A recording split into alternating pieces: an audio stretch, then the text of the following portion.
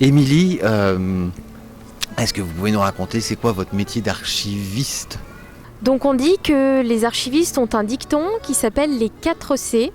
Et en fait, donc, le premier C, c'est collecter, classer, conserver et communiquer. Donc en fait, nos principales missions vont s'orienter autour de ces quatre verbes. Collecter, c'est comme on peut l'entendre, c'est-à-dire je vais dans les services de la ville où on m'appelle pour que je récupère ces fameuses archives. Et donc c'est ces documents qui vont me permettre ensuite de pouvoir raconter, de pouvoir faire l'histoire de la ville. Puis ça implique aussi des opérations de numérisation. Ça aussi, ça évite que... Donc c'est quand on a des grands documents qui sont difficilement manipulables, ou quand on les manipule, ils peuvent s'abîmer. Par exemple, des grands plans cadastraux que je vous ai montré tout à l'heure notamment.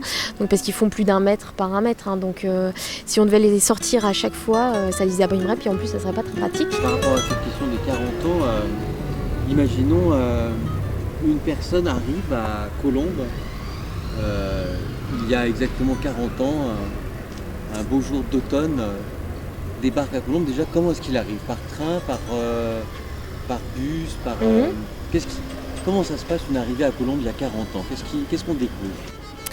Eh ben, en 1975, la ville telle qu'on la voit aujourd'hui est quasiment identique. En fait, tout a été construit dans les années 30, 60. Voilà, les quartiers se sont lotis. Je pense au Fossé-Jean, je pense au Petit Colombes.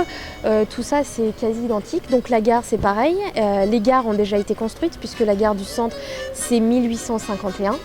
Donc cette construction de gare a déjà amené beaucoup d'habitants. En gros, par rapport à aujourd'hui, ce qui vraiment a changé, c'est le centre. Le centre, lui, va faire l'objet d'une réhabilitation que dans les années 80-90. Mais voyez, par exemple, la dernière tour qui a été construite au Fossé-Jean, qui est la tour Z, et elle a été terminée, il me semble, en 71 ou 72. Là, souvent, je ne l'aperçois pas comme une ville où il y a beaucoup de jeunes, en fait. J'en croise pas tant que ça dans le centre-ville des jeunes. Ils ne sont pas dans le centre-ville. Ouais, bon, du coup, moi, je découvre à peine, mais c'est pas la sensation que j'ai comme ça quand j'arrive. Ce que je peux comprendre, effectivement. Ouais. Effectivement, les jeunes ne sont pas du tout dans le centre-ville, notamment parce que vous voyez les commerces qu'il y a dans le centre-ville, c'est pas où il n'y a pas forcément il y a pas de cinéma vraiment qui attirait les jeunes. Ils sont plutôt aux extrémités. C'est ça, après, c'est une ville qui est très étendue.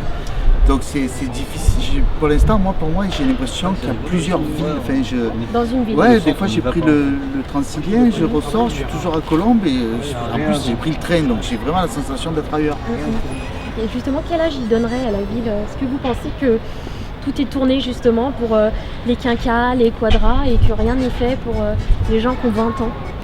Je dirais que c'est une ville jeune, une ville pépère. Est-ce que vous vous retrouvez dans votre ville ou est-ce que vous avez du mal à vous approprier la ville ? Il y a 3 Colombiens en fait. Est-ce que tu penses que c'est une ville jeune ? Oui ou non ? Quoi ? Jeune. Est-ce que tu penses que la ville est jeune ?